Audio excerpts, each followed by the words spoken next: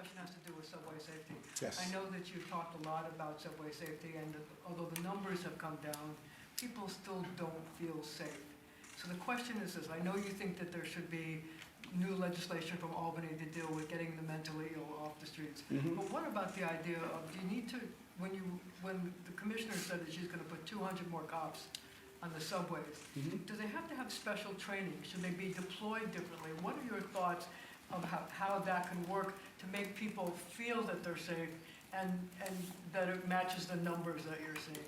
Yeah, and you know, Marcia, if we go back to 2022. You remember when I was talking about that, how the perception is a problem, and you know, everyone criticized me for saying that, but I fully understood that if you had no crime on the subway system, but if people felt unsafe, you were failing, and I knew that the numbers must match.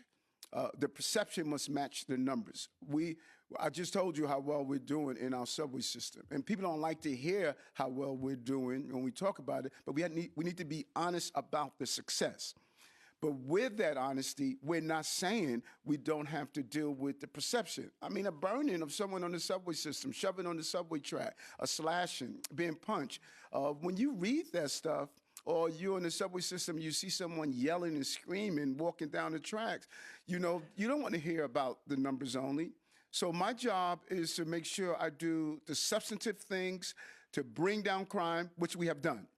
But I have to do the symbolic things that make people feel safe. And that's why I said we're going to give the commissioner announced 200 more police officers, because I said we need to give her more police officers to carry out the job. And so what we must aggressively do, and whenever we talk about this issue, think about it for a moment. Whenever we talk about this issue, what do we say? What is the police doing? That's what we see. When we think public safety, we only think police. We don't see the policies that police must police in. We don't see those who are suing us to say people should have a right to stay on the system. So we're fighting, you know, to deal with not only the laws that allow people to say, City Council passed a law that said people have a right to sleep on the street. People have a right for public urination.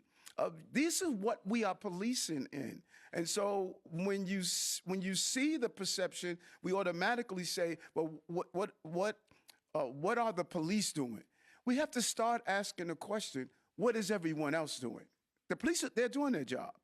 Everyone else must start understanding the policies and rules that are made are connected to what people are feeling. We did our job. We stored all public hospital psychiatric beds that were closed. We reinstated all of them. We doubled outreach staffing at the Department of Homeless Services. We expanded specialized shelters like Safe Haven, 1,400 new beds online. We connected 8,000 we took off our subway system and put into a shelter system. We are playing our role. But as long as the focus is just on the police and City Hall and not the other rivers that feed the sea of this issue, then we're never going to solve it. We have to start asking others, what are you doing within your span of control to help the perception that New Yorkers are feeling? And I just think it's unfair to say to those men and women who are on the subway system doing their job that, why aren't you doing more? They are doing more. Try to get the other people to do their part. that's you know, and you're right. But the thing is, those other people don't read about themselves in the papers every day.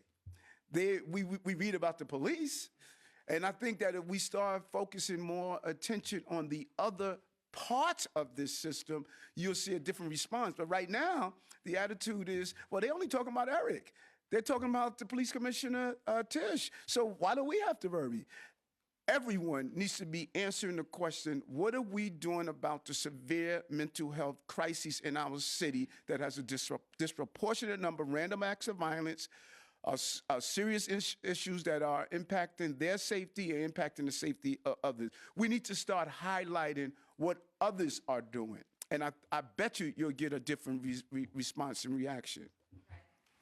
Hey, Mr. Mayor, how are you? Good. How you doing? Doing just fine. Good. So today,